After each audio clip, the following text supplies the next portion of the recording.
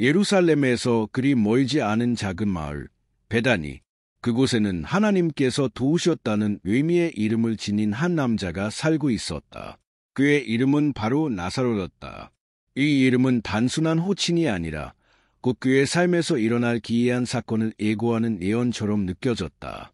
베다니는 유명하거나 화려한 도시가 아니었다. 먼지로 가득한 좁은 길과 수박한 집들로 이루어진 그곳은 예루살렘의 웅장함과는 거리가 멀었다. 그러나 그 겸손한 공간 안에는 예수와 특별한 인연을 맺은 가족이 살고 있었다. 그들에게 예수는 단순한 스승이나 선지자가 아니었다. 그는 친구였다. 나사로는 혼자 살지 않았다. 그는 두 자매와 함께 살았다. 부지런하고 세심하며 집안을 돌보는 데에 언제나 앞장섰던 마르다. 그리고 조용하고 묵상적이며 주님의 말씀을 귀 기울여 들으며 마음 깊이 간직하던 마리아. 그들은 모두 다른 성격을 지녔지만 예수를 향한 헌신과 사랑만큼은 똑같았다. 세 사람은 하나의 가족이자 예수가 유다 지역을 여행할 때면 자주 머물던 안식처였다. 그들의 예수와의 관계가 언제 시작되었는지는 정확히 기록되어 있지 않다. 그러나 성경 속에서 드러나는 그 우정은 깊고도 진실했다. 당시 종교 지도자들은 신도들과 일정한 거리를 두는 것이 일반적이었다. 하지만 예수는 그 틀을 깨고 마음을 열고 자신을 환대하는 이들과 친밀한 관계를 맺으셨다. 나사로와 그 자매들과의 관계는 그런 예수님의 본성을 잘 드러내준다. 그분은 단순히 이 땅에 오신 메시아만이 아니라 그들의 집에서 함께 빵을 나누고 밤이면 불가에 앉아 이야기를 나누는 버디였다. 예수가 베다니를 방문할 때마다 그 집에는 기쁨이 가득했다. 그를 맞이하는 것은 단순한 영광이 아니었다. 그의 존재 자체가 평안을 가져다 주었기 때문이다. 당시 사람들은 매일의 삶 속에서 많은 걱정과 불안 속에 살았다. 그러한 시대에 예수의 우정은 그 무엇보다 귀한 위안이었다. 그는 가르치기 위해서만 오시지 않았다. 그분은 듣기 위해, 함께하기 위해, 그들을 진심으로 사랑하시기 위해 오셨다. 나사로는 복음서에서 자주 등장하지 않는다. 하지만 그 존재는 매우 중요하다. 그는 베드로나 요한처럼 공개적으로 예수를 따르지는 않았지만 예수와의 관계는 그 어떤 제자 못지않게 깊고 친밀했다. 그는 하나님의 나라에서 보이지 않지만 절대적으로 필요한 존재들을 상징했다. 말보다는 마음으로, 예언보다는 환대로 주님을 모시는 이들 말이다. 하지만 그의 삶 또한 도전으로 가득했다. 로마의 억압 아래 살아가는 유대인의 현실 속에서 많은 이들은 강력한 지도자, 칼을 든 해방자를 기대하고 있었다. 그러나 예수는 전혀 다른 방식으로 다가오셨다. 사랑과 믿음, 헌신으로 세워진 하나님 나라에 대해 말씀하셨다. 나사로와 그의 자매들은 예수를 맞이함으로써 그 깊은 진리를 받아들인 것이었다. 베다니의 밤은 조용했지만 그 속에는 생명의 말씀이 울려 퍼졌다. 예수는 친구들과 함께 앉아 비유를 나누고 하나님 아버지에 대해 이야기하셨다. 마르다와 마리아는 질문을 던졌고 나사로는 조용히 듣고 있었다. 그들의 대화는 단순한 말이 아니었다. 그것은 영혼을 적시는 생수였고 세상을 변화시킬 씨앗이었다. 그러나 평화롭던 베다니의 삶은 곧 뒤흔들릴 사건을 마주하게 된다. 예수께서 이미 다른 도시들에서 많은 기적과 이적을 행하셨지만 이번에는 전례 없는 일이 그들의 집에서 일어날 것이었다. 그것은 단지 한 가족만의 사건이 아닌 온 세상을 향한 하나님의 선언이었다. 곧 나사로는 병에 걸릴 것이고 이 작은 마을은 하늘의 능력이 드러나는 무대가 될 것이다. 그도 다른 이들처럼 긴 삶과 평안을 원했을 것이다. 친구 예수와 함께하는 날들이 계속되기를 바랐을 것이다. 하지만 하늘은 그를 위한 특별한 계획을 준비하고 있었다. 곧 그는 인류 역사상 가장 위대한 하나님의 기적 중 하나의 중심에 서게 될 것이다. 죽음이 끝이라 여겨지던 그 시절, 믿기 어려운 일이 일어나려 하고 있었다. 예수는 나사로를 깊이 사랑하셨다. 그건 누구나 알고 있었다. 그는 단지 많은 제자들 중 한 명이 아니었다. 그의 존재는 예수의 마음속에 특별했다. 이 우정은 신과 인간 사이의 거리감을 깨뜨리는 증거였다. 하나님은 멀리 계신 분이 아니라 우리와 함께 하시며 친구가 되어 주시는 분임을 보여주는 표상이었다. 베다니의 나사로의 집은 왕궁도 성전도 아니었다. 그러나 바로 그 겸손한 집이 세상의 전무후무한 기적의 무대가 될 것이었다. 그 기적은 예수의 능력뿐 아니라 그의 사명까지 밝히 드러낼 것이었다. 나사로는 상상도 못했을 것이다. 자신의 삶이 후대에 영원히 전해질 간증이 되리라는 것을. 곧 일어날 일은 그들 가족만이 아닌 모든 세대를 위한 희망의 징표가 될 것이다. 곧 베다니의 고요함은 깨지게 된다. 소식은 번개처럼 퍼진다. 나사로가 병들었다는 것이다. 이 한 문장이 모든 것을 바꾸었다. 그의 생은 이제 새로운 국면으로 접어들고 있었다. 이는 단순한 병이 아닌 세상에서 가장 위대한 사랑과 능력이 맞부딪히는 순간으로 이끌 서막이었다. 예수와 나사로 가족 간의 인연은 스승과 제자라는 단순한 틀을 넘어서 있었다. 그들은 함께 음식을 나누고 함께 웃고 함께 울 수 있는 사이였다. 당시의 가족과 우정은 생존의 기반이었기에 이 친밀한 관계는 하늘의 사랑을 가장 선명하게 드러내는 상징이 되었다. 예수는 그들과 단순히 말씀을 나누는 것이 아니라 진심으로 사랑을 주셨고 그 사랑은 언제나 행동으로 이어졌다. 하지만 그 사랑이 곧 시험대에 오를 것이었다. 병, 고통, 그리고 죽음. 인간이 피할 수 없는 이 현실 속에서 예수를 사랑하는 자들의 믿음은 극한까지 몰리게 될 것이다. 나사로가 병들었을 때 그의 자매들은 예수께 메시지를 보낸다. 그들은 강요하지도 요구하지도 않았다.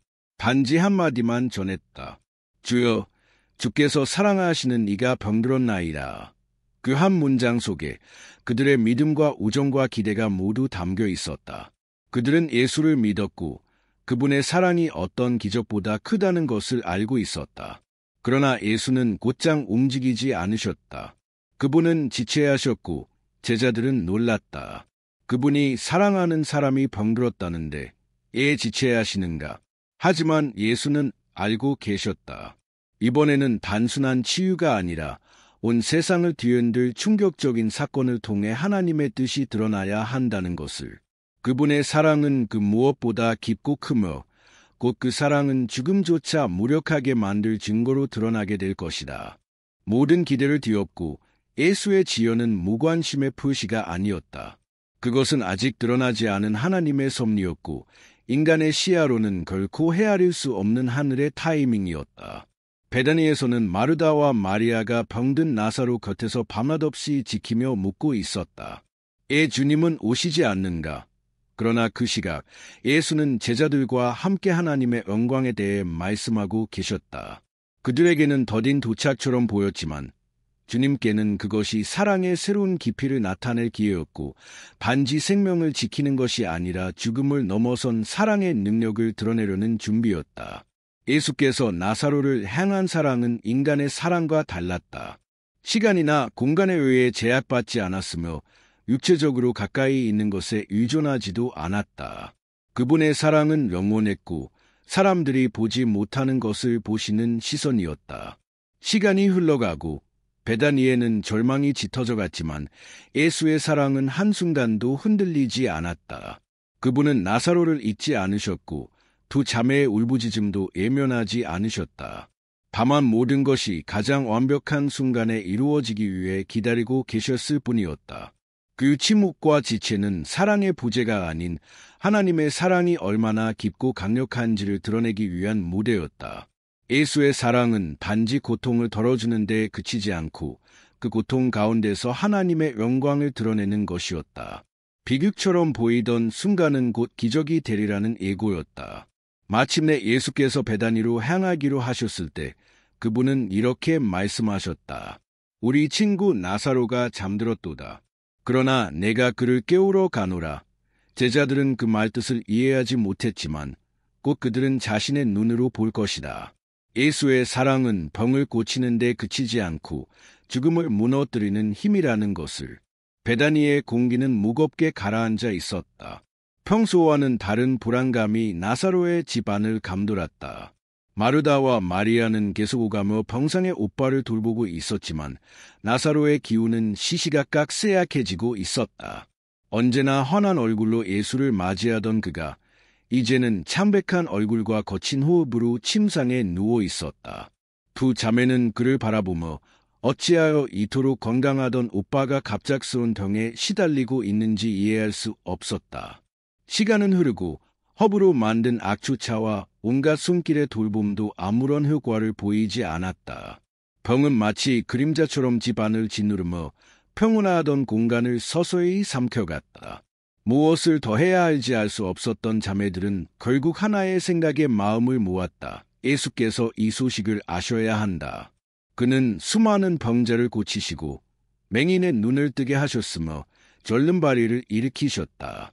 그렇다면 그분께서 사랑하시는 친구를 그냥 내버려 두시지는 않으실 것이다. 마르다가 먼저 입을 열었다. 그녀는 본능적으로 행동해야 한다는 책임감을 느끼고 동생 마리아를 바라보며 고개를 끄덕였다. 시간이 없다. 두 자매는 짧지만 의미가 깊은 메시지를 적었다. 주여, 주께서 사랑하시는 이가 병들었나이다. 간청도 요구도 없었다. 단지 믿음으로 가득한 한 문장이었다. 그들은 예수께서 사랑으로 응답하실 것을 믿었기에 더 이상 어떤 지시도 필요하지 않았다. 한 사람의 사자가 곧장 출발했다. 언덕과 먼지를 가르며 오직 시간 안에 예수를 찾아야 한다는 마음으로 달렸다. 그는 단지 소식을 전하는 자가 아니었다. 그 손에는 두 자매의 절박한 신뢰야 하나님이 여전히 일하신다는 믿음이 함께 지어져 있었다. 베다니의 집에서는 시간이 멈춘 듯 흘러갔다. 마르다는 가만히 있지 못하고 계속해서 집안을 정리하며 자신을 진정시키려 했고 마리아는 나사로의 곁을 지키며 매 순간 그의 고통스러운 숨소리를 새기고 있었다. 하루, 또 하루가 지났다. 나사로의 상태는 나아지지 않았고 두 자매는 오직 한 사람을 기다릴 뿐이었다. 마르다는 길가를 바라보며 혹시나 먼 곳에서 주님의 형체가 나타나지 않을까 눈을 떼지 못했다. 마리아는 울음을 참고 있었지만 마음속에서는 아직 오시지 않으시는가? 라는 질문이 메아리치고 있었다. 그들은 확신하고 있었다. 나사로는 예수께 특별한 존재였다. 그런데 응답이 없는 것인가? 드디어 사자는 예수를 찾았다. 그는 지체 없이 메시지를 전했다. 제자들은 곧 예수께서 서둘러 출발하시리라 생각했지만 그분은 놀랍게도 조용히 대답하셨다. 이 병은 죽을 병이 아니라 하나님의 영광을 위한 것이다. 이를 통해 하나님의 아들이 영광을 받게 되리라. 그 말씀은 주위 사람들에게는 이해되지 않았다. 나사로는 죽어가고 있었고 그의 상태는 급속히 악화되고 있었다. 그런데도 예수는 움직이지 않으셨다. 오히려 이틀을 더 그곳에 머무르셨다. 제자들은 혼란스러워했다. 주님은 과거의 예국인의 하인을 위해 길을 떠나셨고 생먼부지의 여인의 부탁에도 응하셨다. 그런데 지금은 자신과 가장 가까운 친구가 죽어가고 있음에도 발걸음을 늦추시는가? 베다니의 희망은 점점 무너지고 있었다. 나사로는 더 이상 몸을 움직일 수 없었고 그의 숨결은 끊어질 듯 미약해졌다. 눈은 흐려졌고 온몸은 식은 땀으로 덮여 있었다. 마리아는 그의 손을 잡고 끊임없이 위로의 말을 속삭였다. 그러나 그 말은 그녀 자신에게도 더 이상 위로가 되지 않았다. 마르다는 견고한 성품을 가졌지만 결국 눈물을 막을 수 없었다. 그토록 오랫동안 믿고 기다렸는데 왜 예수는 도착하지 않으셨는가? 충분한 시간을 들였고 충분히 기다렸다. 그런데 오빠는 이제 마지막 숨을 내쉬려 하고 있었다. 그리고 마침내 나사로는 마지막 숨을 내쉬었다. 집 안을 깊은 정적이 감쌌다. 마르다와 마리아는 움직이지 못했다. 마치 세상이 그 순간 멈춰버린 듯했다. 현실은 분명했다. 나사로는 죽었다. 예수께서 사랑하신 자, 그분의 친구가 세상을 떠났지만 주님은 그 자리에 계시지 않았다. 마침내 울음이 침묵을 깨뜨렸다. 마리아는 오빠의 침상 옆에 무릎을 꿇고 흐느꼈고 마르다는 눈물을 삼키며 장례를 준비하기 시작했다. 그 소식은 빠르게 배단이 전역으로 퍼져나갔고 이웃들이 몰려와 두 자매를 위로하기 시작했다. 슬픔이 온 집안을 감싸 안았다. 이웃들의 따뜻한 위로가 고마웠지만 나사로가 남긴 공허함은 결코 메워지지 않았다. 그의 시신은 유대인의 장례 전통에 따라 행로로 감싸고 흰천으로 정성스럽게 쌓여 준비되었다. 마을 밖 바위산의 파인 가족의 무덤으로 네 사람이 그를 조심스레 들고 나아갔고 그 입구에는 큰 돌이 굴려져 덮였다. 생명의 순환은 그렇게 끝났고 죽음은 또 하나의 생명을 빼앗아갔다. 사람들은 그것이 이야기의 끝이라 믿었다. 나사로의 삶은 그 무덤에서 종결되었다고 여겼다. 그러나 비탄과 혼란 속에서도 단 하나의 질문은 끊임없이 맴돌았다. 예수님은 제 시간에 오시지 않았는가? 그토록 사랑하신다면서 정말 메시아이시라면 어찌하여 죽게 내버려 두셨는가? 마르다와 마리아는 이해할 수 없었다. 마음은 상처투성이가 되었고 오직 한 가지 확신만이 남았다. 비록 예수께서 제때 오지 않으셨지만 그럼에도 불구하고 그들은 여전히 그분을 사랑했다. 시간은 흘렀고 슬픔은 줄어들 기미가 없었다.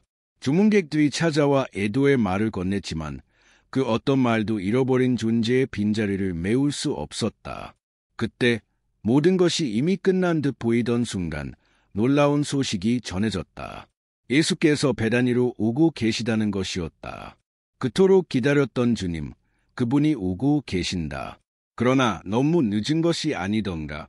나사로는 이미 무덤에 누워 있었고 상황은 이미 돌이킬 수 없는 것처럼 보였다.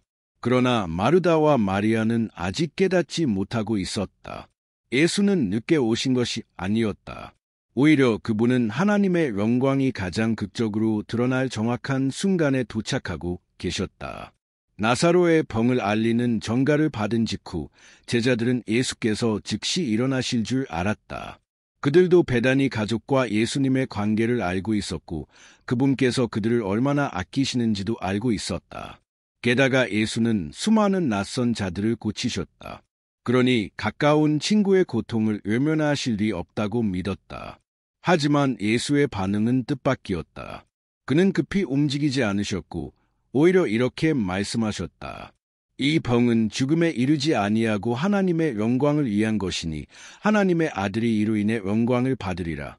제자들은 서로를 바라보았고 그 의미를 가늠할 수 없었다. 나사로의 상태는 심각했고 마르다와 마리아가 거짓으로 전가를 보냈을 위는 없었다. 그런데 예수께서는 이를 죽음이 아니라 하시는가? 더 충격적인 것은 예수께서 이틀이나 더 머무르신 결정이었다. 그분은 아무 설명도 하지 않으셨고 걱정이나 조급함을 보이지 않으셨다. 오히려 이전처럼 사역을 계속 이어가셨다. 제자들은 혼란에 빠졌다. 그들은 예수께서 백부장의 중도 한마디 말씀만으로 고치신 것을 기억했다. 그런데 지금은 가장 사랑하시는 친구인데도 아무런 행동을 하지 않으셨다. 시간은 흐르고 제자들의 마음엔 점점 불안이 쌓여갔다. 그들은 예수를 존경했고 신뢰했지만 이번만큼은 이해할 수 없었다. 어쩌면 그분께서 자신들이 모르는 무언가를 알고 계신 것이 아닐까. 그렇게 예수께서 드디어 말씀하셨다. 다시 유대로 가자. 그 말은 더 큰 혼란을 불러왔다. 단지 늦은 것이 아니라 이제는 위험한 곳으로 돌아가겠다는 뜻이었다. 최근 그 지역에서 종교 지도자들은 예수를 돌로 치려 했었다. 그런데 그분은 아무렇지 않게 그곳으로 돌아가려 하셨다. 제자들은 충격을 감추지 못하고 예쳤다. 랍비여, 얼마 전에도 그들이 돌을 들었는데 또 그곳으로 가시려 하나이까? 그들에게 있어 유대로 가는 것은 생명의 위협을 감수하는 행위였다. 게다가 나사로는 아마 이미 세상을 떠났을 터였다. 그렇다면 가야 한단 말인가? 그러나 예수께서는 깊은 의미를 담아 대답하셨다. 낮은 12시간이 아니나 낮에 다니는 자는 이 세상의 빛을 보기 때문에 걸려 넘어지지 않으니라. 그러나 밤에 다니는 자는 빛이 없으므로 넘어지느니라. 이는 그분의 시간이 아직 끝나지 않았으며 아버지의 뜰 안에서 걷고 있는 자는 어떤 위험도 두려워하지 않는다는 메시지였다. 그리고 예수께서는 명확히 선언하셨다. 우리 친구 나사로가 잠들었도다. 그러나 내가 깨우러 가노라. 제자들은 여전히 이해하지 못했다. 그가 잠들었다면 곧 회복되는 것 아닌가. 그렇다면 굳이 위험을 무릅쓸 필요는 없다고 생각했다. 이에 예수는 그들에게 직설적으로 말씀하셨다. 나사로는 죽었다. 그 말은 마치 무거운 돌덩이처럼 가슴을 짓눌렀다. 이미 늦은 것이었다. 하지만 예수께서 덧붙이신 말씀이 제자들을 더욱 당황하게 했다. 내가 거기 있지 아니한 것을 너희를 위하여 기뻐하노니 이는 너희로 믿게 하려 함이라. 그에게로 가자. 어떻게 주님은 친구의 죽음을 두고 기뻐하신다 말씀하실 수 있는가? 이는 마르다와 마리아에게도 그리고 그 집의 모든 이에게도 건들 수 없는 고통이었을 텐데 그 말씀의 의미를 깨달을 수 없던 그때 도마가 현실적인 목소리로 말했다. 우리도 주와 함께 죽으러 가자. 두려움이 가득한 말이었지만 그 안에는 순종이 담겨 있었다. 이해할 수 없어도 그들은 그분을 따르기로 결심했다. 예수의 일행이 베다니를 향해 걸어갈 때 공기는 무겁고 질문들로 가득했다.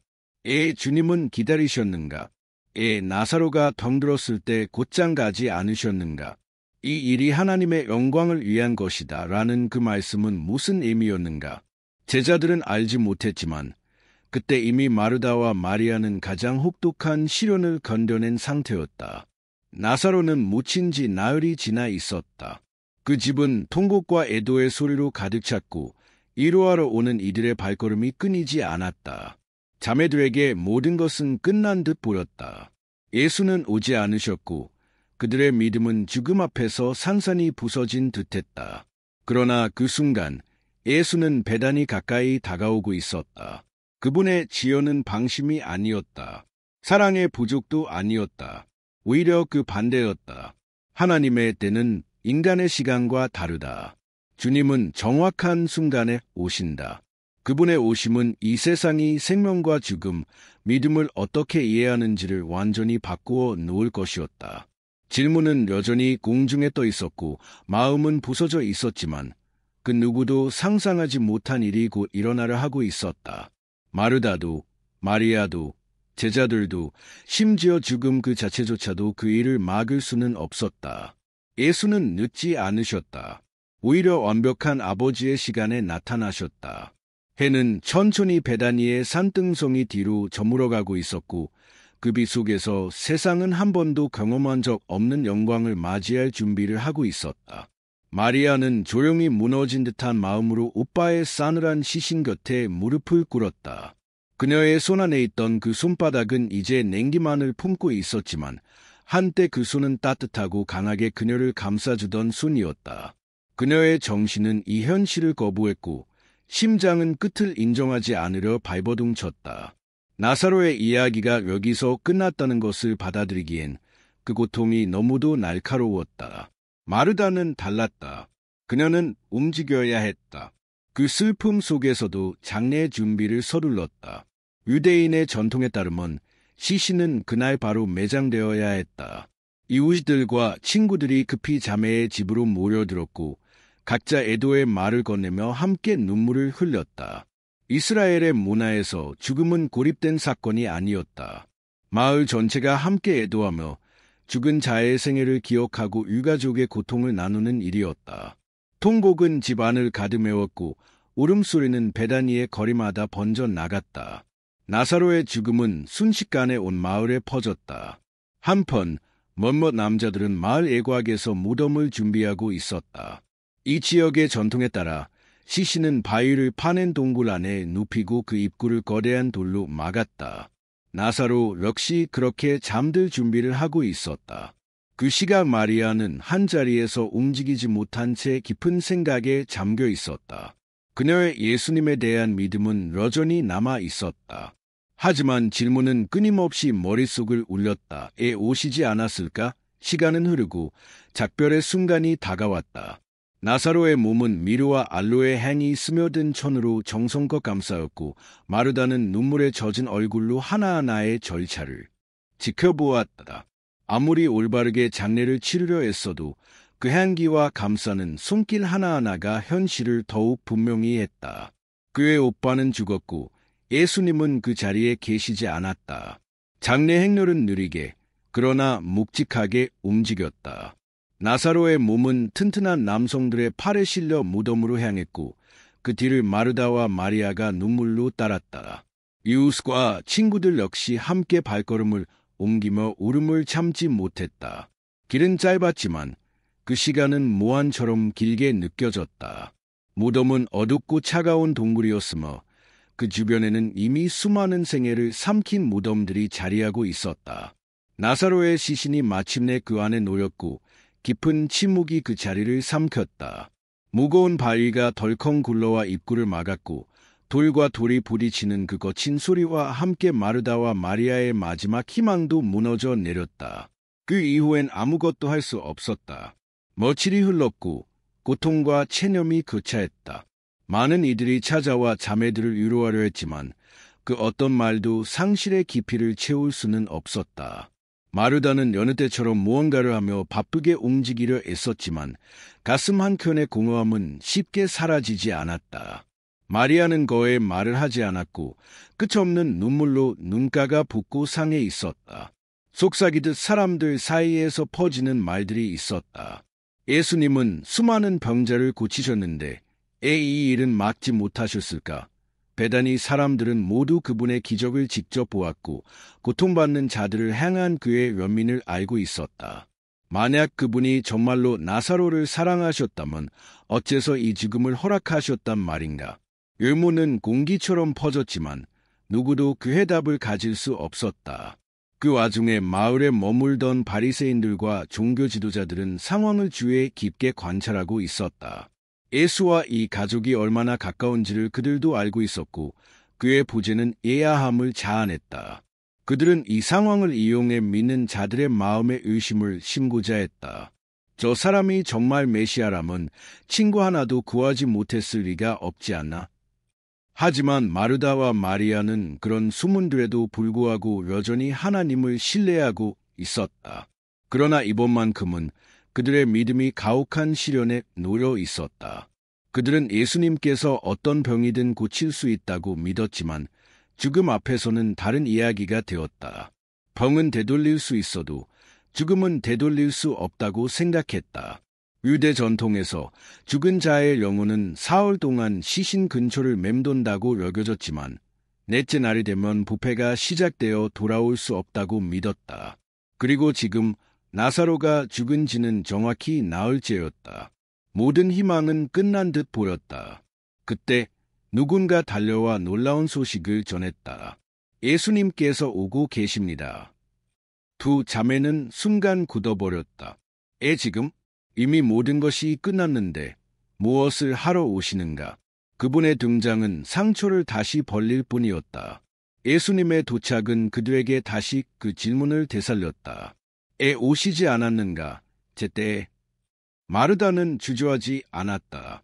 말없이 일어나 먼지를 일으키며 마을 밖으로 뛰쳐나갔다. 오직 그분을 만나야만 했다. 이유를 알고 싶었다. 그녀의 마음에는 오랜 시간 품어온 질문이 불꽃처럼 타오르고 있었다. 마리아는 여전히 집안에 남아 깊은 슬픔에 잠겨 있었다. 그녀는 감히 예수를 마주할 용기를 내지 못했다. 그 고통이 너무도 컸기 때문이었다. 인간의 눈에는 예수께서 사흘, 아니 넷째 날에 도착한 것은 너무 늦은 일이었다. 하지만 하나님의 시간은 다르다. 그분은 가장 완전한 순간에 도착하신 것이다. 바로 그 무엇도 상상하지 못했던 하나님의 영광이 드러나려는 그 찰나에 정오의 햇살이 베다니를 밝히고 있었다. 마르다는 방문객들의 속삭임 사이에서 그 이름을 들었다. 예수님이 오신다. 그 말은 번개처럼 그녀를 흔들었다. 그녀는 울면서 나사로의 부재를 건져야 했고 죽음이라는 냉혹한 현실에 맞서야 했다. 하지만 그녀 안에는 아직 희망이 남아 있었다. 그리고 동시에 풀리지 않은 분노도. 그녀는 망설이지 않았다. 마리아를 부르지도 않았고 예수가 집까지 오시길 기다리지도 않았다. 그녀는 스스로 나섰다. 먼지가 있는 길을 따라 제자들과 함께 다가오고 있는 예수를 향해 달려갔다. 매 걸음마다 복잡한 감정이 심장을 두드렸다. 그 질문, 오시지 않았습니까? 머릿속에서 수없이 반복되었다. 드디어 그분이 눈에 들어왔다. 여전히 평온한 눈빛을 지니고 계셨고 변함없는 그 자비의 얼굴이었다. 마르다는 참아왔던 감정을 터뜨리듯 입을 열었다. 울먹이는 목소리로 그러나 굳은 결심으로 말했다. 주여, 주께서 여기 계셨더라면 내 오라버니가 죽지 아니하였겠나이다. 그 말은 책망이 아니었다. 그녀의 믿음은 여전했다. 예수가 계셨다면 다른 결과가 있었을 거라는 확신에서 비롯된 절규였다. 마르다는 그분의 능력을 의심하지 않았다. 그분의 기적을 보았고 그의 말씀을 들었으며 그의 인자함을 알고 있었다. 그러나 지금 그녀의 현실은 너무나 쓰라렸다. 그토록 바라던 순간에 예수는 곁에 계시지 않았다. 그녀는 셋째 날 아침 예수의 음성이 들리기를 바랐지만 그 기적은 일어나지 않았다. 그러나 그럼에도 불구하고 마르다의 내면 어딘가 깊은 곳에서는 아직도 절망에 굴복하지 않는 무언가가 맥박처럼 뛰고 있었다. 마르다는 여전히 예수님의 지연을 완전히 이해할 수 없었다. 하지만 그녀는 그분의 권세를 알고 있었다. 마치 절벽 끝에 매달린 희망의 실오라기를 잡듯 그녀는 떨리는 음성으로 더했다. 그러나 이제라도 하나님께서 무엇이든 주께서 구하시는 것은 주실 줄을 아나이다. 절망 속에서도 흔들리지 않는 믿음, 죽음이 끝이라고 애치는 세상의 목소리 앞에서 그녀는 예수께서 상황을 뒤바꾸실 수 있다는 가능성에 자신의 영혼을 걸고 있었다. 예수님의 눈빛에는 깊은 연민이 담겨 있었고 그의 목소리는 부드럽지만 흔들림 없는 확신으로 가득했다. 내 오라비가 다시 살아나리라. 그 말씀은 해피도 은유도 아닌 분명한 선언이었다. 마르다는 깜짝 놀랐지만 그녀의 마음은 아직 인간적인 이해에 머물러 있었다. 마지막 날 부활 때에는 다시 살아날 줄을 내가 아나이다. 그녀는 회복을 먼 미래의 일로 여겼다. 마지막 날 하나님께서 모든 것을 새롭게 하실 그때에 일어날 일로 받아들였다. 그러나 예수는 그녀의 이해를 넘어서는 차원으로 이끌었다. 그분은 부활이 먼 날의 소망이 아니라 지금 여기 서 계신 자기 자신이라는 것을 선포하셨다. 나는 부활이요 생명이니 나를 믿는 자는 죽어도 살겠고 살아서 나를 믿는 자는 영원히 죽지 아니하리라. 내가 이것을 믿느냐? 그의 말은 마르다의 영혼을 흔들었다. 그녀는 전에 수없이 그분의 능력과 말씀을 경험했지만 이번에는 달랐다. 예수는 지금 이 순간 죽음을 넘어 생명을 선언하고 계셨다. 한기가 척추를 타고 올라오는 듯한 전율 속에서 마르다는 숨을 깊이 들이켰다. 그 말씀은 논리도 감정도 아닌 영혼을 꿰뚫는 힘이었다. 그녀는 눈물을 머금은 채로 대답했다. 주여, 그러하오이다. 주는 그리스도시오 세상에 오시는 하나님의 아들이신 줄 내가 믿나이다. 그 고백은 단순한 대답이 아니었다. 그것은 마르다가 고통 속에서도 붙잡은 진리였고 그녀의 전 존재를 걸고 드리는 신앙의 선언이었다. 그 대화를 마치고 마르다는 달려서 집으로 돌아갔다. 마리아는 여전히 깊은 슬픔 속에 머물러 있었다. 그녀는 한 걸음도 집 밖으로 나가지 못한 채 오라버니의 부재와 주님의 침묵 속의 혼란에 잠겨 있었다. 마르다는 조용히 그녀 곁에 다가가 속삭였다. 선생님이 여기 계시고 너를 부르신다. 단몇 마디였지만 그 말은 마리아의 가슴을 깊게 울렸다. 예수께서 그녀를 찾으신다는 사실만으로도 그녀는 몸을 일으켰다. 집안에 있던 사람들은 마리아가 서둘러 밖으로 나가는 것을 보고 그녀가 무덤으로 가서 다시 울려는 줄로만 알았다. 그러나 마리아는 예수를 향해 가고 있었다. 그녀의 마음에는 무거운 고통과 억눌린 질문이 있었고 그 모든 것이 오직 한 분 예수님 앞에서만 해소될 수 있음을 본능적으로 알고 있었다. 마르다가 걸었던 길을 마리아도 따랐다. 여전히 애도복을 입고 있었고 발목엔 먼지가 가득했다.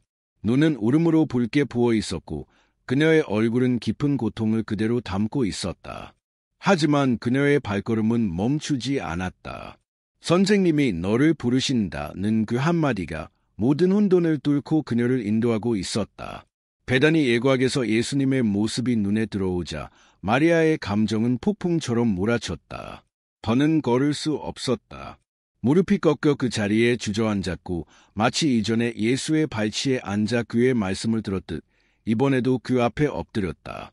하지만 이번에는 평안한 묵상이 아니었다. 그것은 고통에 짓눌린 심령의 터짐이었다. 주여, 주께서 여기 계셨더라면 내 오라버니가 죽지 아니하였겠나이다. 그녀는 마르다와 똑같은 말을 했지만 그 목소리에는 벼랑 끝에 절규가 섞여 있었다.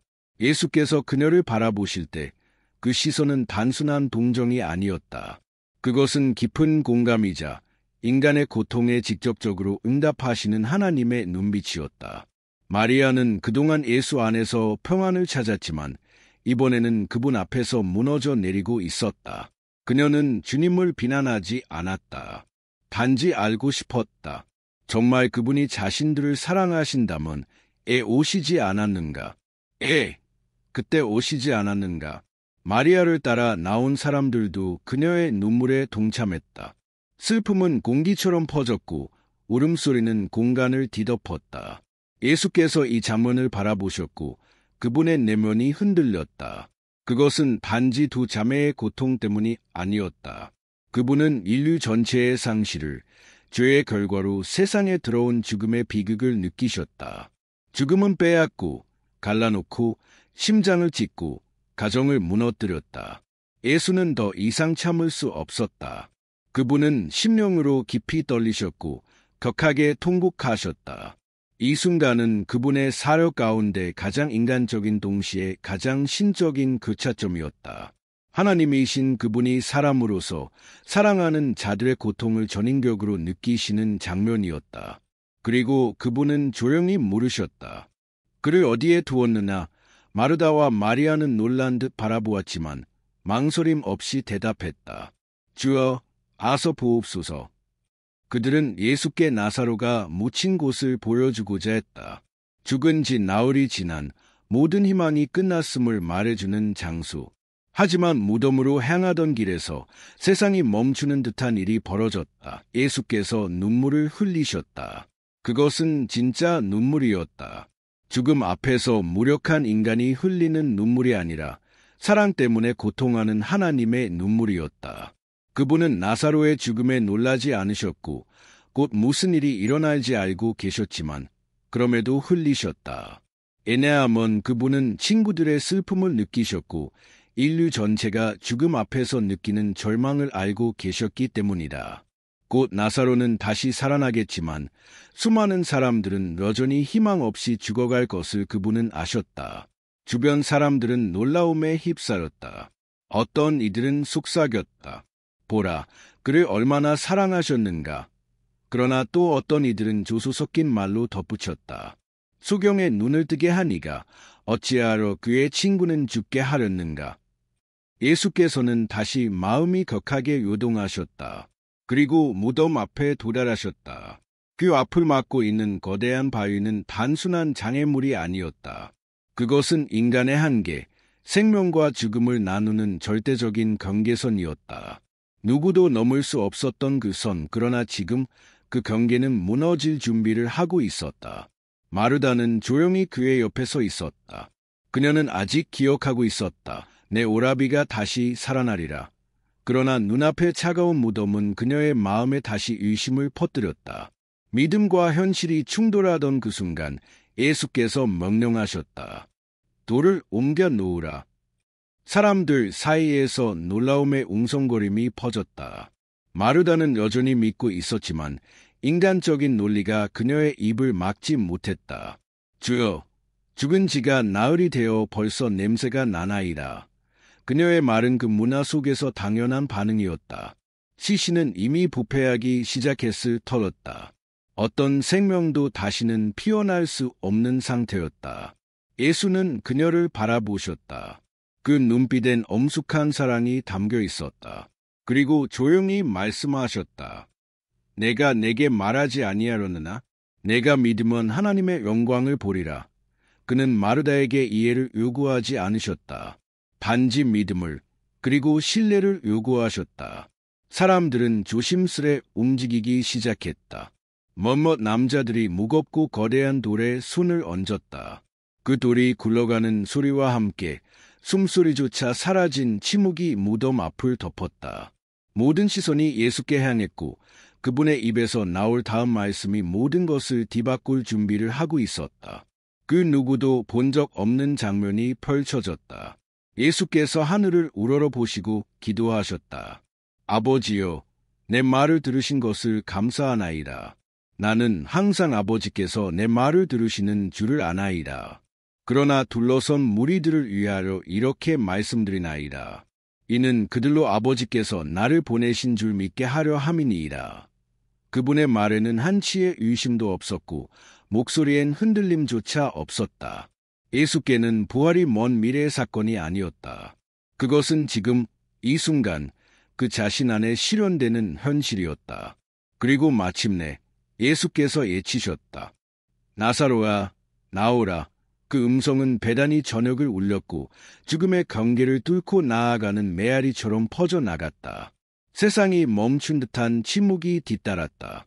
모든 숨이 멎고 모든 심장이 잠시 정지한 듯했다. 마르다, 마리아, 그리고 그 자리에 모인 모든 이들은 경악과 희망 사이에 갇혀 있었다. 죽음은 도전받았고 무덤은 열렸으며 이제 모든 시선이 하나의 질문을 던지고 있었다. 과연 생명이 죽음을 이길 수 있는가? 나사로의 무덤으로 향하던 그 길 위에서 마리아는 절망과 슬픔에 휩싸여 예수께 달려왔었다. 그녀는 4날 동안 고통 속에 있었고 그분을 보자마자 감정이 폭발해 무릎을 꿇고 눈물 섞인 음성으로 말했다. 주여, 주께서 여기 계셨더라면 내 오라버니가 죽지 아니하였겠나이다. 그 말은 마르다와 같았지만 그 안에 담긴 감정은 더욱 깊고 날카로웠다. 그것은 신뢰의 외침이자 고통의 절규였다. 그녀는 왜 예수께서 지체하셨는지 이해할 수 없었다. 수많은 날을 그의 발 앞에 앉아 그분의 말씀을 들으며 위로를 받았던 마리아는 지금 그 침묵과 부재 앞에서 고통으로 몸부림쳤다. 그녀의 눈물은 흙먼지를 적셨고 가슴은 사랑과 혼란으로 뒤섞여 쿵쿵 뛰었다. 예수께서는 대답하지 않으셨다. 대신 그분의 시선은 마리아의 얼굴을, 그녀의 젖은 뺨과 붉은 눈동자를 가만히 바라보셨다. 주위에는 유대인들이 그녀를 따라왔고 어떤 이는 함께 울었으며 또 다른 이들은 그분의 능력을 의심하는 듯한 눈빛을 보냈다. 하지만 그 순간 예수께는 오직 마리아만이 중요했다. 위로자였던 그녀는 이제 위로받아야 할 사람이 되었고 그 슬픔은 예수님의 마음 깊숙한 곳을 건드렸다. 그때 예수님 안에서 무언가가 일어났다. 그분은 영으로 깊이 흔들리셨고 내면이 크게 격동했다. 그것은 단순한 동정이나 감정이 아니었다. 인류 전체의 고통을 품는 신적 감흥이었다. 그는 곧 부활을 일으키실 것이었지만 인간의 슬픔 앞에서 결코 무감하지 않으셨다. 나사로의 죽음, 자매들의 고통, 믿음과 의심 사이의 갈등, 이 모든 것이 예수님의 마음을 무겁게 내리누르고 있었다. 마리아의 눈물은 단순한 슬픔이 아니었다. 그것은 세대와 세대를 거쳐 내려온 인류의 절망, 죽음의 그림자 속에서 살아온 인생들의 탄식이었다. 예수님은 그 모든 아픔을 안고 그 무게를 감당하셨다. 그리고 마침내 눈물을 흘리셨다. 그것은 패배의 눈물이 아니었고 무력함의 표출도 아니었다. 그것은 사랑 때문이었다. 인간의 죽음을 그토록 진지하게 여기시고 그 아픔에 함께 하시며 그 결과를 파괴하기 위해 오신 하나님의 눈물이었다. 보라, 그를 얼마나 사랑하셨는가. 어떤 이들은 그분의 눈물을 보며 속삭였다. 그러나 다른 이들은 조롱 섞인 말로 말했다. 맹인의 눈도 뜨게 했던 이가 어찌하여 자기 친구 하나 구하지 못했는가. 그 말은 날카로운 의심을 품고 있었고 믿음의 가면 뒤에 숨겨진 냉소였다. 예수께서는 대답하지 않으셨다. 그는 무덤을 바라보았다. 그 입구는 거대한 돌로 막혀 있었고 그곳은 인간이 결코 넘어설 수 없는 한계선이었다. 죽음은 절대적이고 아무도 그 문을 되돌려 열 수 없었다. 그러나 예수께서는 그 한계를 넘기 위해 오셨다. 병을 고치고 고통을 덜어주기 위해서가 아니라 죽음을 무찌르고 영원한 생명을 열기 위해 오신 분이셨다. 그리고 그분은 다시 명령하셨다. 돌을 옮겨 놓으라. 그 말의 주인은 술렁거렸고 마르다는 한 걸음 나아와 조심스레 말하였다. 주여, 죽은 지 나흘이나 되었사오니 벌써 냄새가 나나이다. 그것은 믿음이 없는 말이 아니었다. 단지 죽음의 현실 앞에서 나오는 인간적인 반응이었다. 예수께서는 그녀를 바라보셨다. 그 눈빛은 단호했지만 사랑으로 가득했다. 그리고 조용히 말씀하셨다.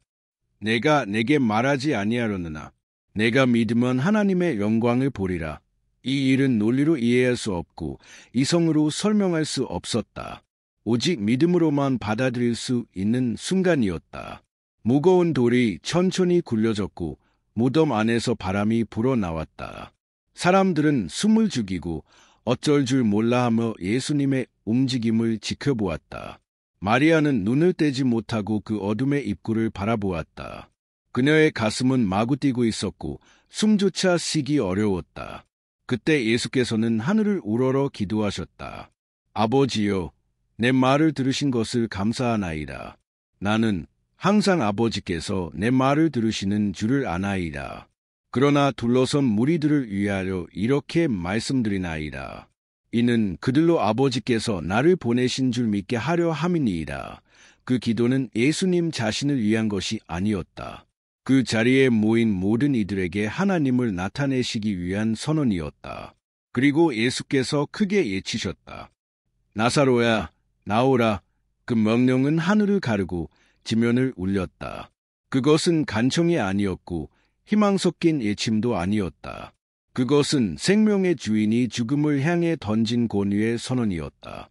그는 죽음을 향해 외친 것이 아니었다. 그는 무덤 안에 있던 생명을 향해 직접 부르셨다.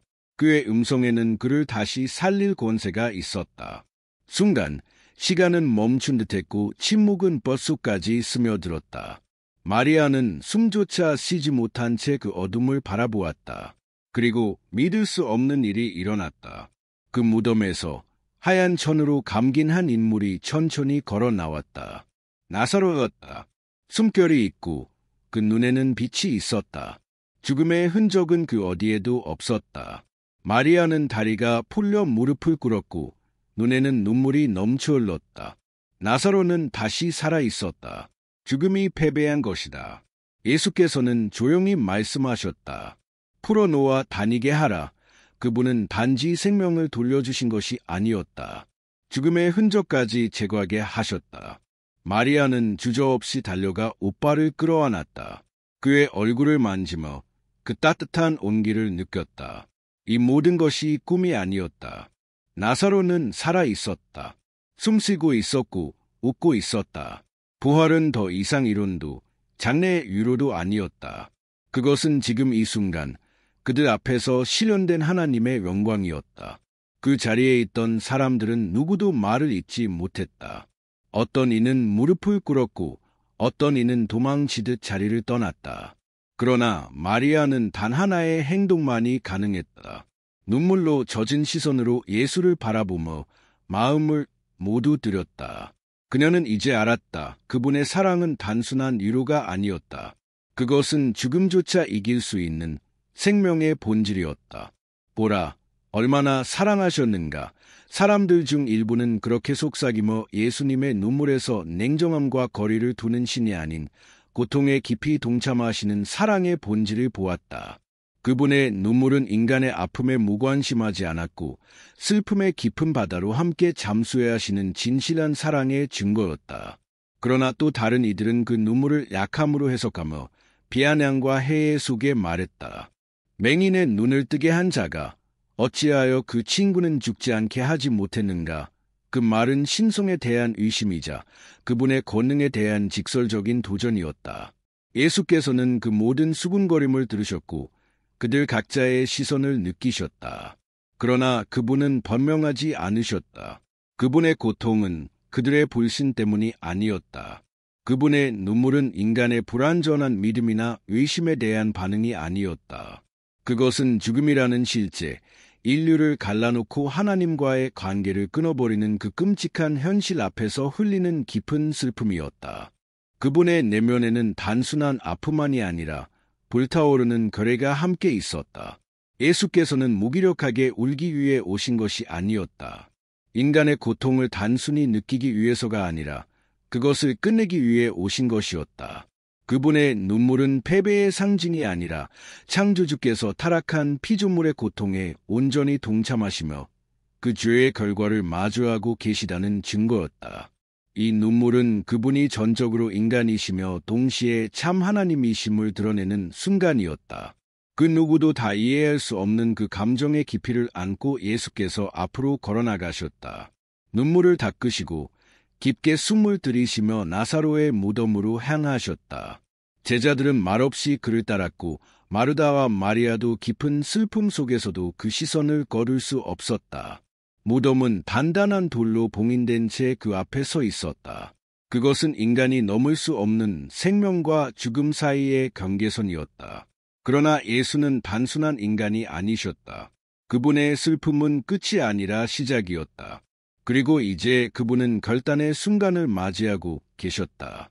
돌을 옮겨 놓으라. 그분의 음성은 조용하지만 단호했고 그 명령은 즉시 충격을 불러일으켰다. 사람들은 서로를 바라보며 혼란에 빠졌다. 지금 무슨 말을 하신 거지? 마르다는 인간의 이성과 감정 사이에서 갈등하며 조심스레 말했다. 주여, 죽은 지 나흘이나 되었사오니 벌써 냄새가 나나이다. 그것은 믿음이 없는 말이 아니라 죽음의 현실을 인정하는 본능적 반응이었다. 예수께서는 그녀의 눈을 바라보셨다. 따뜻하면서도 흔들림 없는 눈빛이었다. 그리고 부드럽지만 강한 음성으로 말씀하셨다. 내가 내게 말하지 아니하려느나 내가 믿으면 하나님의 영광을 보리라. 지금은 의심이 아니라 믿음의 때였다. 지금은 이해하려 할 때가 아니라 하나님이 어떤 분이신지를 신뢰할 때였다. 명령이 떨어지자 몇몇 남자들이 무겁고 오래된 돌을 굴리기 시작했다. 그 돌은 크고 무거웠지만 그것보다 더 무거운 것은 그 자리에 있던 이들의 마음속에 남아있던 불신과 두려움이었다. 드디어 돌이 굴러가고 무덤의 어두운 입구가 열렸다. 거기서 흘러나오는 공기는 묵직하고 죽음의 흔적을 담고 있었다.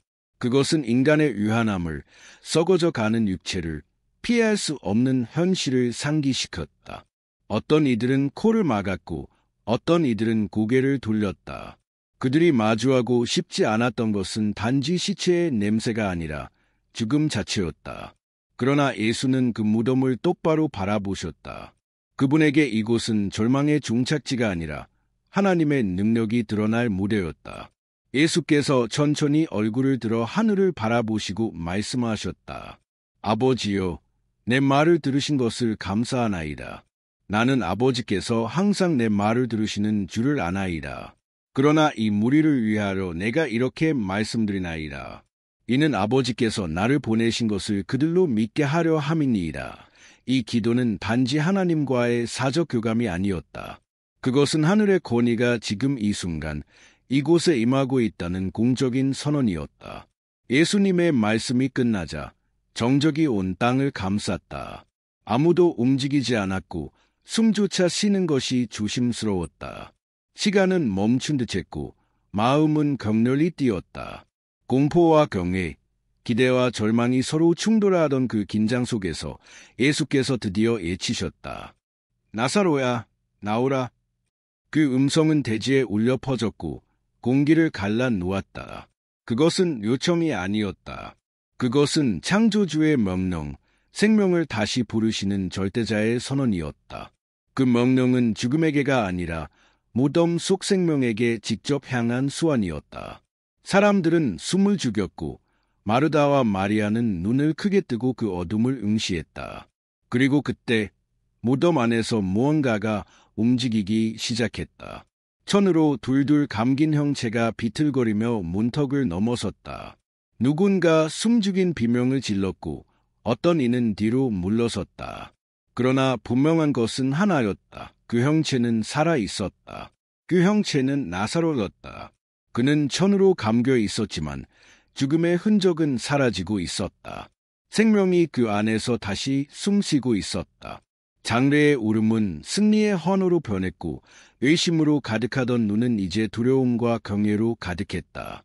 마르다와 마리아는 달려가 살아있는 오빠를 껴안았다.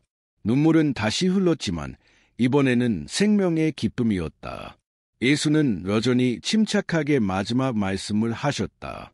풀어놓아 다니게 하라.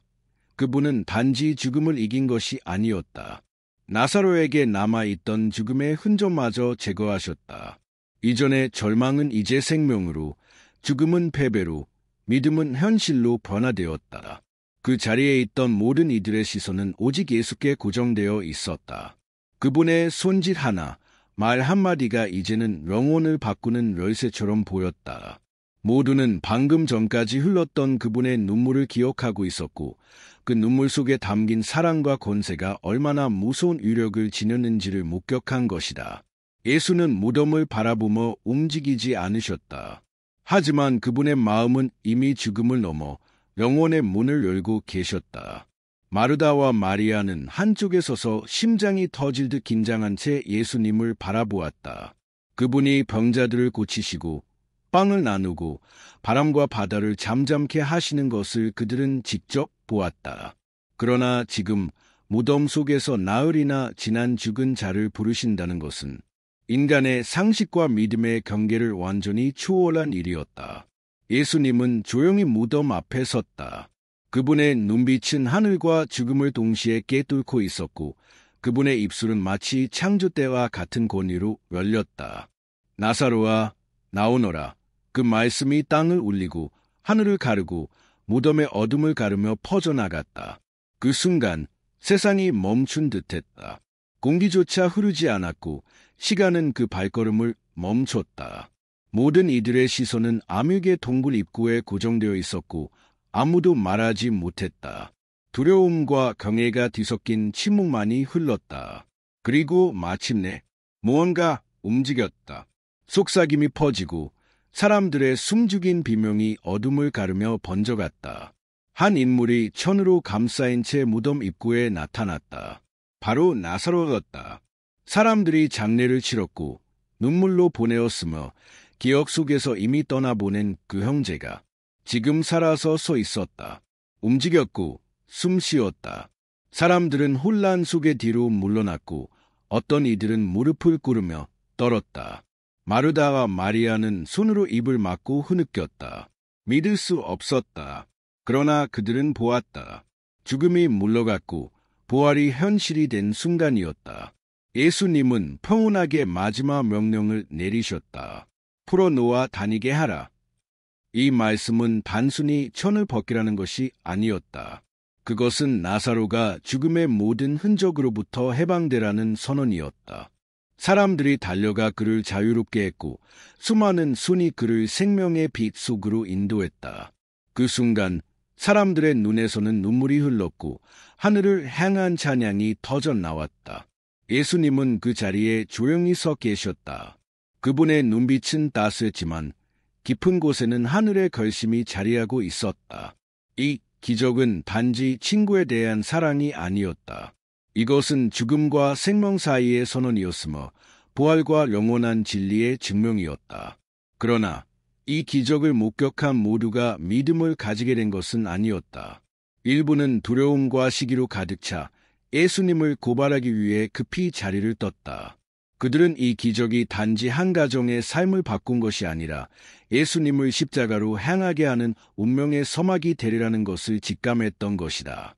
이번에는 누군가가 돌을 굴려 무덤을 여는 일은 없을 것이다. 예수님 자신이 무덤에 돌을 굴려 부활하실 분이기 때문이다. 그분의 목소리는 아직도 공기 중에 메아리 쳤다. 나사로야, 나오너라. 그 명령은 단지 한 사람을 위한 것이 아니었다. 그것은 모든 시대, 모든 인류를 향한 부활의 선포였고 죽음을 향한 하나님의 전쟁 선언이었다. 그러나 이 위대한 순간 직전 마르다의 마음속에는 의심이 피어오르고 있었다. 그녀는 예수님을 사랑했고 그분이 하나님의 아들이며 이스라엘의 소망임을 믿었다. 그러나 지금 무덤을 여는 일 앞에서 그녀는 이성을 앞세웠다. 주여, 죽은 지 나흘이 되었사오니 벌써 냄새가 나나이다. 그녀의 말은 단순한 경고가 아니었다. 그것은 인간의 한계를 고백하는 절규였다. 예수님은 그녀를 바라보셨다. 그 시선은 따뜻했으나 흔들림 없었다. 그분은 그녀를 책망하지 않으셨다. 단지 다시 말씀하셨다. 내가 내게 말하지 아니하려느나 내가 믿으면 하나님의 영광을 보리라. 그 말은 칼처럼 깊게 파고들었다. 신앙은 이해가 아니라 믿음의 도약이라는 것을 상기시키는 말씀이었다. 마르다는 고개를 숙였다. 두려움이 있었지만 그녀는 믿음으로 한 걸음을 내디뎠다. 이해하지 못하지만 주를 신뢰하겠습니다. 돌이 굴려졌고 무덤은 열렸다. 죽음의 냄새가 무거운 공기처럼 흘러나왔지만 예수님은 그것을 두려워하지 않으셨다. 그분은 부패가 아닌 생명의 기회를 보셨고 썩은 살이 아닌 새로운 시작을 보셨다. 그분은 하늘을 우러러 기도하셨다. 아버지여, 내 말을 들으신 것을 감사하나이다. 나는 아버지께서 항상 내 말을 들으시는 줄을 아나이다. 그러나 이 무리를 위하여 내가 이렇게 말씀드리나이다. 이는 아버지께서 나를 보내신 것을 그들로 믿게 하려 함이니이다. 예수님의 기도는 단지 하나님과의 교통이 아니었다. 그것은 하늘의 권세가 지금 이 땅에 임했다는 공개적 선언이었다. 그리고 바로 그 다음 부활의 명령이 내려졌다. 예수께서는 무덤이 열리기를 간절히 구하지 않으셨다. 그의 기도는 불확실한 간청이 아니었다. 그것은 이미 응답받은 기도에 대한 감사의 고백이었고 하나님의 뜻 안에서 이미 완성된 기적에 대한 선언이었다. 예수께는 라자로가 걸어나올 필요조차 없었다. 그는 이미 알고 계셨다. 죽음은 패배했고 생명은 승리했다. 그분과 아버지 사이의 교제는 완전했고 그는 확신 가운데 기도하셨다. 무리는 숨죽이며 그의 말을 들었다. 많은 이들은 그 의미를 이해하지 못했고 어떤 이들은 등줄기를 타고 전율이 흘렀다. 예수는 감사드리며 말하고 있었다. 그분은 지금 불가능이 이미 이루어졌음을 선포하고 계셨다. 그의 기도는 자신의 믿음을 북돋우기 위한 것이 아니었다. 그것은 아버지의 영광을 모든 이 앞에 드러내기 위한 외침이었다. 아버지여, 내 말을 들으신 것을 감사하나이다. 나는 아버지께서 항상 내 말을 들으시는 줄을 아나이다. 그러나 여기 둘러선 무리들을 위하여 말씀드리나이다. 이는 그들로 아버지께서 나를 보내신 줄 믿게 하려 함이니이다. 그의 음성에는 흔들림이 없었다. 얼굴엔 두려움이 없었고 그의 말은 권세로 가득했다. 예수는 자신의 힘을 자랑하기 위해 기적을 행하지 않으셨다. 그는 하나님께서 자신을 보내셨음을 보여주기 위해 그 권세가 아버지로부터 온 것임을 알리기 위해 기적을 이루셨다. 많은 이들이 그의 기적을 들었고 어떤 이는 그를 따라다니며 병이 낫는 것을 목격했지만 이번은 달랐다. 이번 기적은 단순한 치유가 아니었다. 그것은 죽음을 거슬러 생명을 되돌리는 그분이 누구신지를 최종적으로 드러내는 계시였다. 예수는 단지 병든 자를 회복시키는 것이 아니라 무덤의 경계를 넘어 생명을 다시 불러내고 계셨다. 그분의 기도는 길지도 장식되지도 않았다. 짧고 단순했지만 그 안에는 무시할 수 없는 권위가 담겨 있었다. 그것은 단순히 하나님과 대화하는 것이 아니라 하나님과 하나 되어 말씀하시는 자의 음성이었다. 아들의 부름은 하늘의 뜻과 완전히 일치하는 신뢰의 선언이었다. 마르다와 마리아는 그분의 곁에서 숨을 죽이고 있었다. 그들에게 이 기도는 마지막 확신이었다. 예수께서 모든 상황을 통제하고 계신다는 표식이었다. 그들은 며칠 동안 오빠의 죽음을 슬퍼하며 주님이 제 시간에 오지 않으셨는지 질문했다. 하지만 이제야 모든 것이 이해되었다. 그의 지연은 무심함이 아니라 하나님의 영광을 드러내기 위한 계획이었다. 그 자리에 섞여 있던 바리새인들은 그 장면을 조심스레 지켜보았다. 만약 라자로가 살아 돌아온다면 더 이상 예수의 권위를 부정할 수 없었다. 그는 단순한 예언자가 아니었고 단지 기적을 행하는 자도 아니었다. 그가 가진 권세는 감당할 수 없는 것이었고 그들의 종교 체계를 위협하는 것이었다. 예수의 기도가 끝났고 숨 막히는 정적이 그곳을 휘감았다. 이제는 걸말만을 기다리는 순간이었다. 누구도 숨을 크게 쉬지 않았고 어두운 무덤 입구만을 응시하고 있었다. 그리고 천둥처럼 울려 퍼지는 음성이 그 공간을 찢었다. 나사로야, 나오라. 그것은 부드러운 초대가 아니었다. 그것은 무시할 수 없는 명령이었다. 죽음 자체를 향해 던진 명확하고 절대적인 선언이었다. 그 음성은 단지 산자들에게만 들린 것이 아니었다. 그 말은 죽음의 경계를 넘어 라자로의 귀에 닿았다. 시간과 공간을 넘어 생명을 되돌리는 권세의 울림이었다. 마르다는 숨이 멎는 듯했고 마리아는 손을 꼭 쥐며 떨리는 숨결을 멈추려 애썼다. 무덤 앞에 선 모든 이들은 숨을 죽이고 있었다. 믿을 수 없는 일이 지금 이 순간 눈앞에서 벌어지고 있었다. 그때 무덤 안에서 무언가가 움직였다. 미세한 소리와 함께 어둠 속에서 천천히 모습을 드러내는 형체. 라자로였다. 흰 천으로 몸을 감싼 채 비틀거리며 빛을 향해 걸어 나왔다. 그의 얼굴은 수해로 가려져 있었고 걸음은 불안정했지만 그는 살아 있었다. 폐에 공기가 들어오고 심장이 다시 뛰고 있었다. 군중 속에서 비명이 터졌다. 어떤 이들은 뒤로 물러섰고 어떤 이들은 무릎을 꿇고 울부짖으며 하나님을 찬양했다. 예수께서는 조용히 말씀하셨다. 풀어놓아 다니게 하라. 단지 살려낸 것만이 아니었다. 그는 이제 죽음의 흔적조차 제거되어야 했다. 라자로는 다시 살아났을 뿐 아니라 자유롭게 살아가야 했다. 마르다와 마리아는 달려가 그의 얼굴을 만졌다. 그 피부는 따뜻했고 그 숨결은 진짜였다. 오빠는 살아 있었다. 기적은 실제였고 그들이 믿던 부활이 지금 눈앞에서 이루어진 것이었다. 군중은 혼란에 빠졌고 어떤 이는 입을 가리고 떨었으며 어떤 이는 예루살렘으로 달려가 이 사건을 알리려 했다. 아무도 이 일을 부정할 수 없었다. 라자로는 죽었고 이제 살아 있었다. 인간의 힘도 아니고 우연도 아니었다. 오직 예수의 말씀으로 이루어진 기적이었다. 그러나 모두가 경외심에 젖어 있는 것은 아니었다. 바리새인들, 오랫동안 예수를 위험으로 여겼던 자들은 이 광경을 공포와 당혹감으로 바라보았다. 그는 단지 병을 고친 것이 아니었다. 그는 무덤 속에서 사람을 다시 불러냈다. 이 기적은 자연현상으로는 설명될 수 없었고 그들의 권위를 위협했다. 그들은 침묵 속에 그 자리를 떴다. 그러나 그들의 마음은 이미 결정을 내리고 있었다. 이 기적은 대가 없이 넘길 수 없었다. 그들은 이미 속으로 결론을 내렸다. 예수를 죽여야 한다. 그는 위험했고 이제는 그들의 통제를 넘어서는 존재가 되었기 때문이다. 그러나 그들은 아직 알지 못했다. 나사로의 부활은 단지 하나의 기적이 아니었다. 그것은 앞으로 다가올 더 크고 위대한 승리를 예고하는 그림자였다. 예수께서 단지 한 사람을 무덤에서 불러내신 것이 전부가 아니었다. 곧 스스로 죽음을 이기고 무덤에서 일어설 날이 다가오고 있었기 때문이다. 나사로의 부활은 유대 전역의 번개처럼 퍼졌다.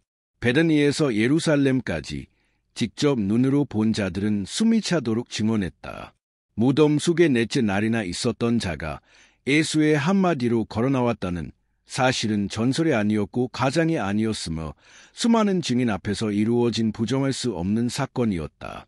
사람들의 헌해가 거리를 메울수록 예루살렘의 종교 지도자들의 얼굴은 굳어졌고 마음은 불안에 휩싸였다. 예수가 공생애를 시작한 이래로 그들은 끊임없이 그를 경계했다. 안식일에 병자를 고치고 죄를 용서하며 성전에 대적하는 권위로 가르침을 베풀던 그를 이제는 감히 무덤에서 사람을 불러내는 이로 보게 된 것이다. 이 일은 이전과는 차원이 달랐다.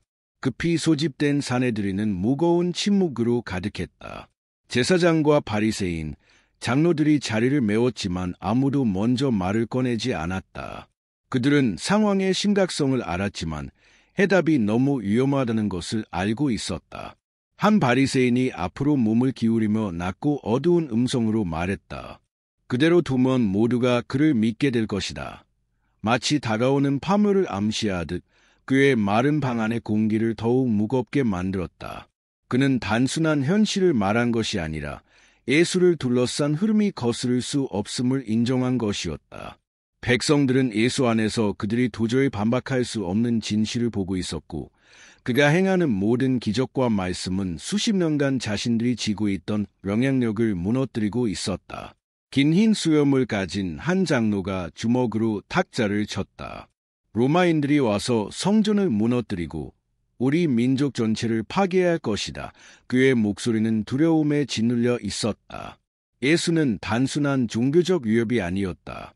그들은 그를 정치적 위험으로도 보았다.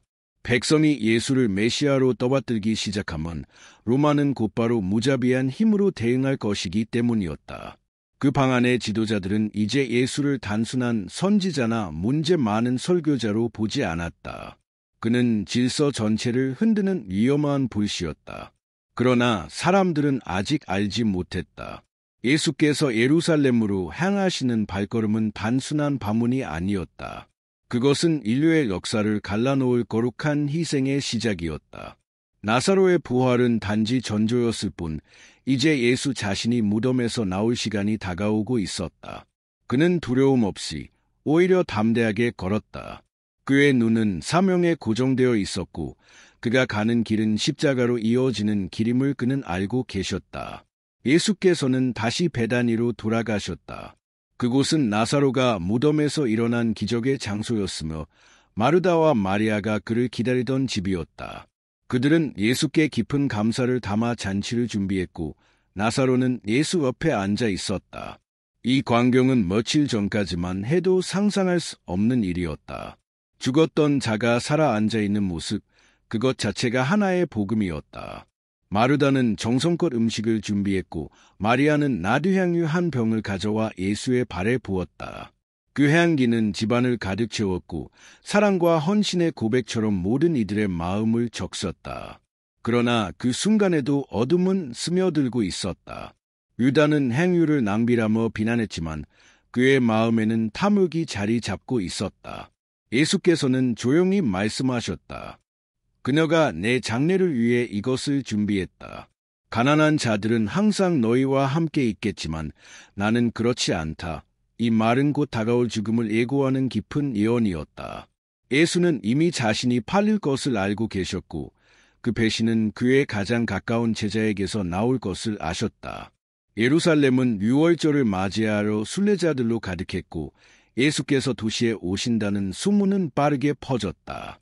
사람들은 기대와 흥분 속에 그를 기다렸고 종려나무 가지를 들고 길가에 모여들었다. 예수께서는 군마나 왕의 복장을 하지 않으시고 겸손하게 어린 아기를 타고 산을 내려오셨다. 사람들은 예쳤다. 호산나, 주의 이름으로 오시는 이여 찬송하리로다. 그러나 예수는 그 환호 속에서 다가올 고통을 보셨다. 지금은 외치고 있는 이들이 곧 그를 십자가에 못 박으라고 예칠 것을 아셨기 때문이다. 예수께서는 자신이 예루살렘에 들어가는 순간 구원의 여정이 시작되었음을 알고 계셨다. 십자가는 피할 수 없는 현실이었고 그는 그것을 마주할 준비가 되어 있었다. 가룟 유다는 이미 대제사장들과 은밀히 접촉하여 스승을 팔 준비를 하고 있었다. 어둠은 다가오고 있었지만 빛은 이미 그 안에 임하고 있었다. 그날 밤 마르다와 마리아의 집에는 따뜻함과 슬픔이 동시에 존재했다. 향유의 향기는 여전히 공기 중에 맴돌았고 예수의 눈빛은 한없이 깊었다. 그분은 자신이 십자가에 달릴 것을 아셨고 그 피로 온 인류가 구원받을 것을 알고 계셨다. 그는 도망가지 않으셨고 결코 머뭇거리지 않으셨다. 왕이신 예수는 금혜관이 아니라 가시관을 쓰시기 위해 나아가셨다.